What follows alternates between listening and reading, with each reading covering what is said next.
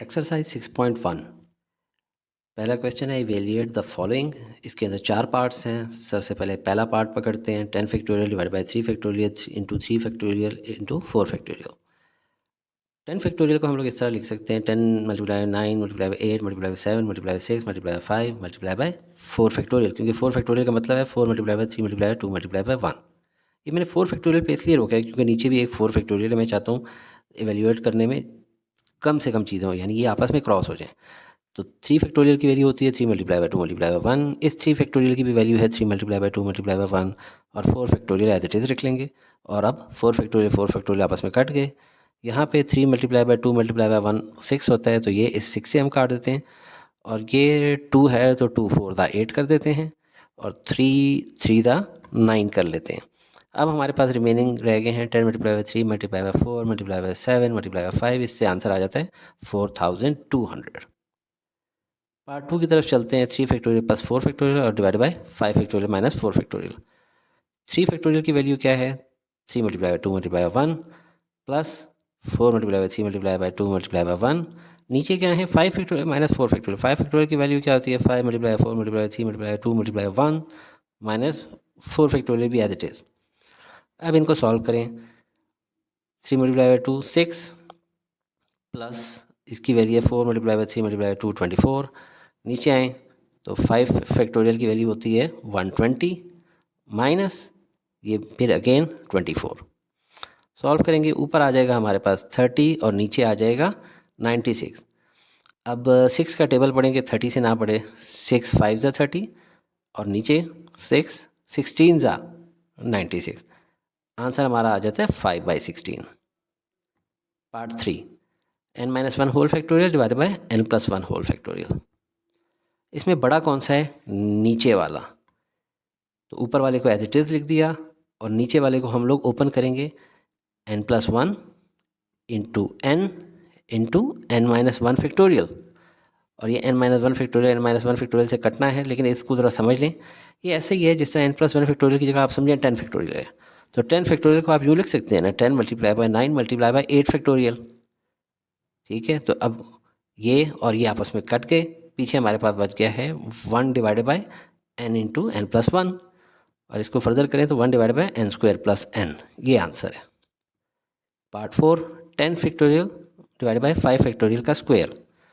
तो नीचे 2 दफ़ा 5 फैक्टोरियल आ रहा है, 5 फैक्टोरियल मल्टीप्लाई बाई 5 फैक्टोरियल और ऊपर 10 फैक्टोरियल को हम लोग ओपन करेंगे इस तरह के एक दफ़ा 5 फैक्टोरियल तक ले जाएं 10 9 8 7 6 और मल्टीप्लाई किससे करेंगे 5 फैक्टोरियल से, क्योंकि हमने देखा है कि नीचे 5 फैक्टोरियल है तो 5 फैक्टोरियल तक जाके रोक देंगे ताकि एक एक 5 फैक्टोरियल आपस में कैंसिल आउट हो जाए। अब ऊपर वाले एज इट इज़ रहेंगे और नीचे वाले 5 फैक्टोरियल को ओपन करते हैं 5 4 3 2 1। अब देखते हैं क्या क्या कैंसिल आउट हो सकता है। 3 2 1 कैंसिल आउट हो सकता है। 3 मल्टीप्लाई बाई 2 मल्टीप्लाई बाई 1 6 के बराबर बनता है, तो ये कैंसिल आउट हो गए। 4 2 ज़ा 8 हो जाएगा और 5 2 ज़ा 10। तो देखिए हमारी फिगर छोटी रह गई है 2 multiply by 9 multiply by 2 multiply by 7। Answer हमारा आ जाएगा 252। तो ये पहले 4 पार्ट थे क्वेश्चन नंबर 1 के। चलते हैं क्वेश्चन नंबर 2 की तरफ। Right the following in terms of factorials. ये 4 हमें फिगर्स दे दिए हैं, कहा फैक्टोरियल की शक्ल में लिखे हैं, बड़ा ही इंटरेस्टिंग है। पहले पार्ट को देखते हैं 19 मल्टीप्लाई बाई 18 17 16 15 14। अगर इसको हम लोगों ने 40 फैक्टोरियल बनाना है तो इसके साथ अगर हम 13 फैक्टोरियल लिख दें तो ये फैक्टोरियल की शक्ल बन जाएगी। अब इस पूरे का हम लोग लिख सकते हैं 19 फैक्टोरियल, लेकिन भाई मैथ्स है खुद से तो यहाँ पे 13 फैक्टोरियल नहीं लिख सकते। अगर आपने किसी फिगर को 13 फैक्टोरियल से मल्टीप्लाई किया है तो आपको डिवाइड भी करना होगा किससे, उसी फिगर से जिससे मल्टीप्लाई किया है, तो डिवाइडेड बाई 13 फैक्टोरियल कर लें। अब देखें ऊपर क्या आ गया 19 फैक्टोरियल और नीचे क्या आ गया 13 फैक्टोरियल। ये आंसर आ गया। दोनों देखें टर्म ऊपर भी और नीचे भी फैक्टोरियल की शक्ल में। पार्ट 2 की तरफ आ जाएं। अब ये देखें एक पैटर्न नज़र आ रहा है 2 4 6 8 10 12। इन सब में ऐसा लग रहा है कि जैसे 2 2 इवन नंबर चले जा रहे हैं और कोई सीक्वेंस है। ज़रा देखते हैं इसको। सबसे पहले तो ये है कि उल्टा करके लिखें कि जिस तरह ये है ना लेफ़्ट साइड पे बड़ा नंबर आना चाहिए 19 18 17, इस तरह इस तरफ 12 10 8 6 4 2। लेकिन ये है कि बिल्कुल कंटिन्यूएशन में नहीं है, एक एक नंबर मिस है, तो उसको हम लोगों ने ख़त्म करना है। तो ये बड़ी चालाकी की चीज़ है, ज़रा समझें इसको।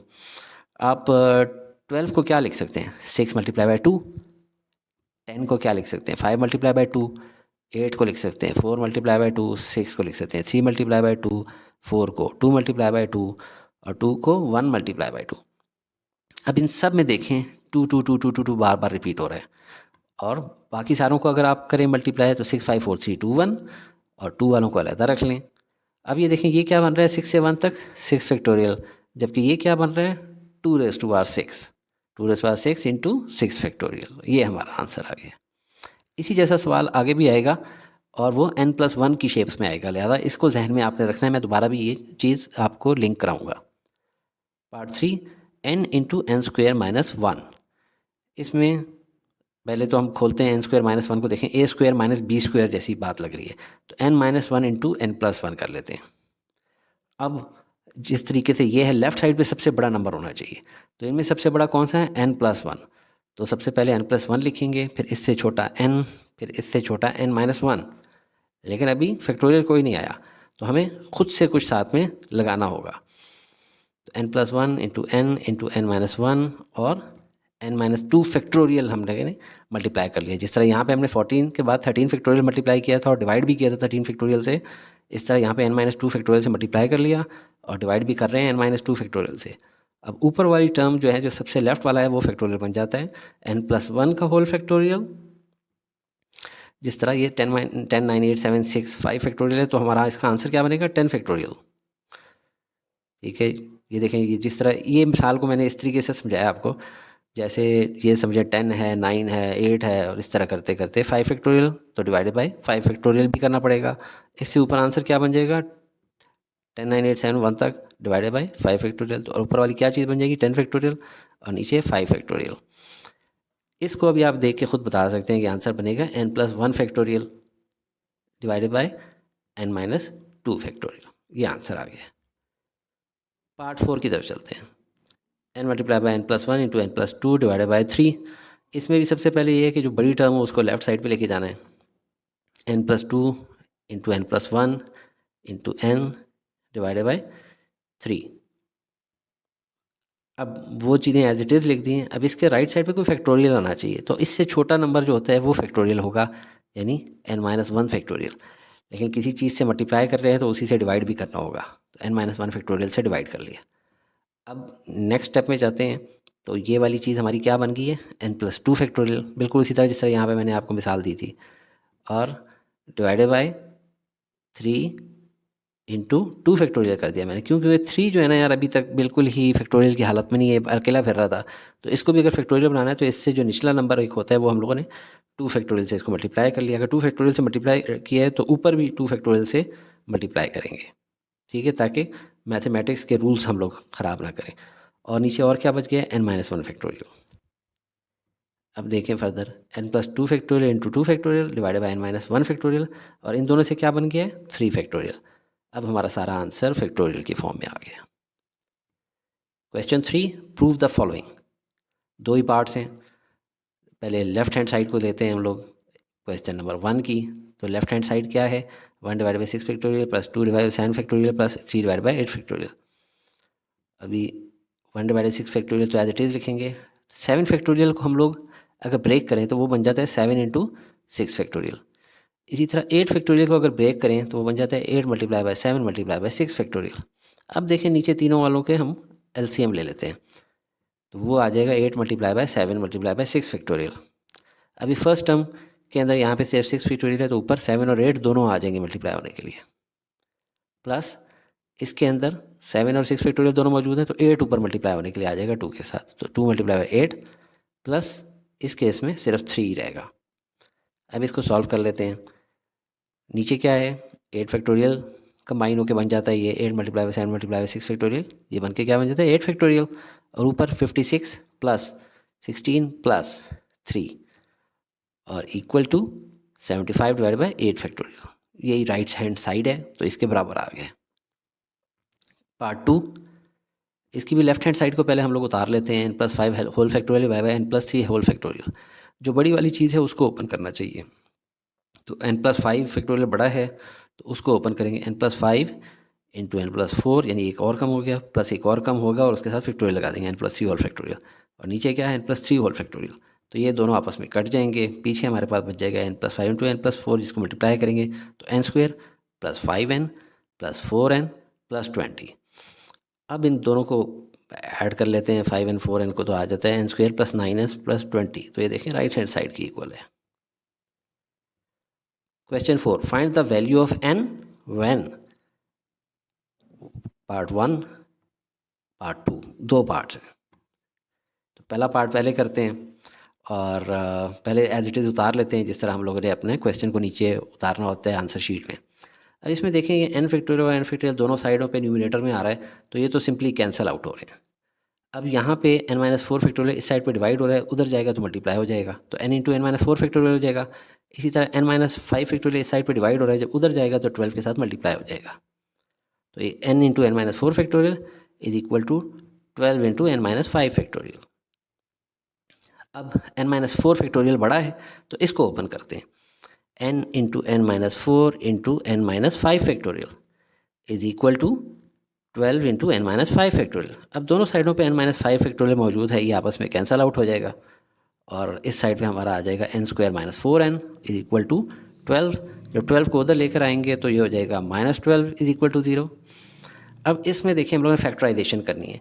कोई दो ऐसे नंबर चाहिए जो कि प्लस हो तो -4 आ जाए उसका आंसर, और जब मल्टीप्लाई हो तो आंसर -12 आ जाए। तो वो देखने से ही पता लग रहा है -6 + 4 करें या क्या करें। ये करते हैं -6 + 2, -6n + 2n करेंगे तो क्या आ जाएगा -4n, और अगर इनको मल्टीप्लाई करें तो क्या आ जाएगा -12n², जो कि साइड वाली वैल्यूज़ को आंसर मल्टीप्लाई करने से आना चाहिए। अब इन दोनों टर्म्स को अलहदा कर लें और इन दोनों को अलहदा। इनमें क्या कॉमन हो सकता है n, तो अंदर आ गया n-6, और इन दोनों में 2 कॉमन हो सकता है तो अंदर आ गया n-6। अब हमारे पास सिचुएशन होगी n-6 into n + 2 is equal to 0, यानी कि या n-6 बराबर है 0 के या n + 2 बराबर है 0 के, विच इम्प्लाइज कि n इज इक्वल टू 6 और n इज इक्वल टू -2। याद रखें फैक्टराइजेशन मिनिमम भी होती है ना, तो वो 0 का फैक्टोरियल हो सकता है, -1 -2 -3 इनके फैक्टोरियल नहीं हो सकते, लिहाजा ये कैंसिल आउट हो जाती है। हमारा आंसर 6 ही है, n की वैल्यू 6 है। नेक्स्ट पार्ट की तरफ चलते हैं। अब ये रेशो का साइन क्या होता है? रेशो का मतलब होता है डिवाइड। तो जहाँ जहाँ रेशो का साइन हो तो उसको डिवाइड से आपने चेंज कर लेना है, और जब भी कभी डिवाइड को आपने कन्वर्ट करना हो मल्टीप्लाई में तो फिर क्या करते हैं, उसके बाद वाली टर्म का जो डिनोमिनेटर होता है वो ऊपर चला जाता है, न्यूमिनेटर बन जाता है, और जो न्यूमिनेटर होता है वो डिनोमिनेटर बन जाता है। तो हम लोगों ने यही किया है कि n-4 फैक्टोरियल को ऊपर ले गए और n-1 फैक्टोरियल को नीचे आए हैं, बीच में मल्टीप्लाई का साइन कर दिया, और 9/1 तो एज इट इज़ 9 ही रहना है आंसर। अब देखें ये 9-4 फैक्टोरियल और ये ऊपर 9-4 फैक्टोरियल चूँकि मल्टीप्लाई हो रहा है कैंसिल आउट हो रहे हैं, आंसर बच गया है n factorial divided by n-1 whole factorial is equal to 9। अब n फैक्टोरियल बड़ा है, हम इसको खोल सकते हैं, n into n-1 factorial divided by n-1 factorial is equal to 9। ये n-1 और ये n-1 इन दोनों के फैक्टोरियल कैंसिल आउट हो गए, हमारा आंसर बच जाता है n is equal to 9। Question 5, show that 1 part 1 ये है और पार्ट 2 ये। देखने में बड़े मुश्किल लग रहे हैं, ये बिल्कुल उस तरह के सवाल हैं जो शुरू में एक आया था और मैंने कहा था ट्रिकी किस्म का है, हर चीज़ 2 से मल्टीप्लाई हो रही होती है। तो आए एक एक करके देखते हैं, पहले पार्ट 1 को देखते हैं। ये एक्सरसाइज 6.1 का जो क्वेश्चन 2 हमने थोड़ा किया था उसका पार्ट 2 इस तरह वाली सीरीज़ थी जिसमें हर चीज़ 2 से मल्टीप्लाई हो रही थी। हमने 2 को अलहदा कर लेना था, और ये देखिए राइट साइड पे 2 raise to the power 2 raise to the power ये आ रहे हैं, तो बिल्कुल इसी फॉर्मेट को हम लोगों ने जहन में रखना है। लेफ्ट हैंड साइड पे जाते हैं, 2n whole factorial divide by n factorial. अभी 2n होल फैक्टोरियल को ओपन करें तो हमारे पास बन जाएगा 2n into 2n-1 into 2n-2 into 2n-3, और ये चलता रहेगा 2n-4 चलते चलते 1 तक चला जाएगा। नीचे क्या है n into n-1 into n-2 चलते चलते 1 तक ये भी चला जाएगा। अभी तक समझ आ रही हो होपफुली। अब ऊपर वालों के अंदर देखें, कईयों में तो 2 कॉमन आ रहा है, जैसे इसमें से हम लोग 2 निकाल सकते हैं, इसमें से 2 नहीं निकल सकता। याद करें वही वाला सवाल कि एक फिगर थी जिसके अंदर से कुछ नहीं निकल रहा था, दूसरा इवन नंबर जंप हो रहे थे। तो अभी हम सब में से अगर 2 निकालना शुरू करें, इसमें से 2 निकाल लें अलहदा तो n अलहदा रह जाएगा, इसमें से नहीं निकलता तो ये एज इट इज़ रह जाएगा, इसमें से 2 निकलता है वो हम अलहदा निकाल लेते हैं और अंदर n-1 रह जाएगा, इसमें से नहीं निकलता इसमें से निकल आता है। इसी तरह करते करते जाएं और 6 5 4, क्योंकि 6 का मतलब क्या होता है 3 2 यानी इसमें से निकल सकता है, इसलिए मैंने इसको ब्लू कर दिया ताकि समझना आपको आसान हो। 4 में से निकल सकता है 2 2 इसमें से 2 अलहदा बाहर नहीं निकाल सकते, ठीक है, इसमें से अलहदा नहीं निकाला जा सकता। तो नीचे जाते हैं, n into N minus one into N minus two into N, चलते चलते 3 2 1 तक चला गया। अब देखें नीचे वाली तमाम टर्म्स जो है ना किसी ना किसी को काट रही होंगी।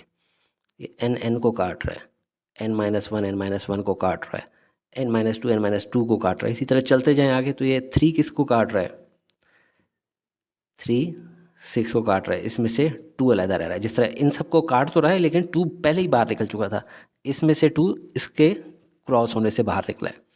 इसी तरह 2 2 ज़ा 4 और पीछे 1 तो ऑलरेडी इससे मैटर नहीं करता। अभी इसको सीधा करके लिख लें, 2 into 2n-1 into 2 into 2n-3 और चलते चलते फिर 2 multiply by 5 multiply by 2 multiply by 3 multiply by 2 multiply by 1। अब देखें एक पैटर्न सा बनता जा रहा है। अभी काम थोड़ा इंटरेस्टिंग हो गया। अब हम लोग इसको लिखते हैं 2 multiply by 2 multiply by 2 multiply by 2, चलते जाते हैं यहाँ तक कि जितने भी इसके अंदर 2 हैं, कितने 2 होंगे, n टाइम्स, ठीक है, क्योंकि n टर्म्स हैं तो n टाइम्स इसके अंदर 2 होंगे। और 2n-1 2n-3 ये कहाँ तक चलते जाएंगे, जाते जाते 5 3 1 तक। अब आपके पास 2 टर्म्स बन रही हैं। देखें ये आपके आंसर के करीब होना शुरू हो गया। 2 जब n टाइम्स हो तो उसको कहते हैं 2n, वो तो हमारी चीज़ सीधी आ गई है। और बाकी क्या है हमारे पास, 1 3 5 2n-1 तक। जिस तरह ये यहाँ से लिखी हुई थी ना 1 और ये वाली साइड राइट पे आ रही थी, इसके अंदर आप देख लें तो ये आपका आंसर अचीव हो चुका है। देखिए इतना मुश्किल सवाल बहुत सिंपल तरीके से आपको सॉल्व करा दिया। फिर भी अगर आपको ना समझ आई हो आप पूछ सकते हैं, खुसूसन इस स्टेप में। ये जब तक आप अपने हाथ से नहीं प्रैक्टिस करेंगे ना, आपको सिर्फ ये इस तरह यूट्यूब पे देख लेने से समझ नहीं आएगी। एक दफ़ा अपने हाथ से ज़रूर प्रैक्टिस करने लिए, तब इंशाल्लाह आपको ये ज़रूर समझ आ जाएगी। अगले पार्ट की तरफ चलते हैं। इसके अंदर लेफ्ट हैंड साइड क्या है, 2n+1 whole factorial divide by n factorial. तो ऊपर वाली टर्म को खोलना शुरू करते हैं, 2n+1, इसमें से एक माइनस हो जाएगा तो फिर क्या हो जाएगा, सिर्फ 2n रह जाएगा। फिर मज़ीद एक माइनस तो 2n-1 2n-2 2n-3, चलते चलते 3 2 1 तक। और n फैक्टोरियल क्या चीज़ होता है, n into n-1 into n-2, चलते चलते 3 2 1 तक। अब इसमें भी उसी से मिलती जुलती टेक्निक चलानी है। पहला 2n+1 तो अलहदा हो गया, जो ये 2n था इसमें से 2 अलहदा और n अलहदा। Next term as it is 2n-1 और नेक्स्ट टर्म में 2 बाहर निकल सकता है तो अंदर रह जाएगा n-1, ये एज इट इज़ चलते रहेंगे इसी तरह। तो 6 5 4 3 2 1, जिसमें से 2 निकल सकता है अलहदा वो हम लोग इवन नंबर्स को हाईलाइट कर देते हैं, कलर चेंज कर लेते हैं। अब नीचे आ जाएँ तो n into n-1 into n-2, चलते चलते 3 2 1 तक। अब देखें इनमें से हर टर्म ने कैंसिल आउट हो जाना है। ये n को कैंसिल करेगी, n-1 को कैंसिल करेगा। इसी तरह यहाँ पे कहीं पे n-2 भी होना चाहिए, जिसको हम लोगों ने लिखा नहीं है, ताकि आपको कॉन्सेप्चुअली समझ आ जाए चीज़ कि सीरीज़ किस तरह चलती है। 3 2 ज़ा 6, इसमें से 2 निकल आया, 2 2 ज़ा 4, इसमें से 2 निकल आया, ठीक है। और ये अगला 2 तो ऑलरेडी लाइन में आ ही रहा है। अब फिर बिल्कुल वैसी कंडीशन बन गई है, 2n+1 फिर 2 2n-1 फिर 2 2n-3। देखें 2n+1 2n-1 फिर 2n-3, 2 के फ़र्क से आ रहा है। और चलते चलते 2 5 2 3 2 1। प्रैक्टिस करेंगे इंशाल्लाह हाथ से तो आपको ये बहुत ज़्यादा अच्छी तरह समझ आ जाएगा।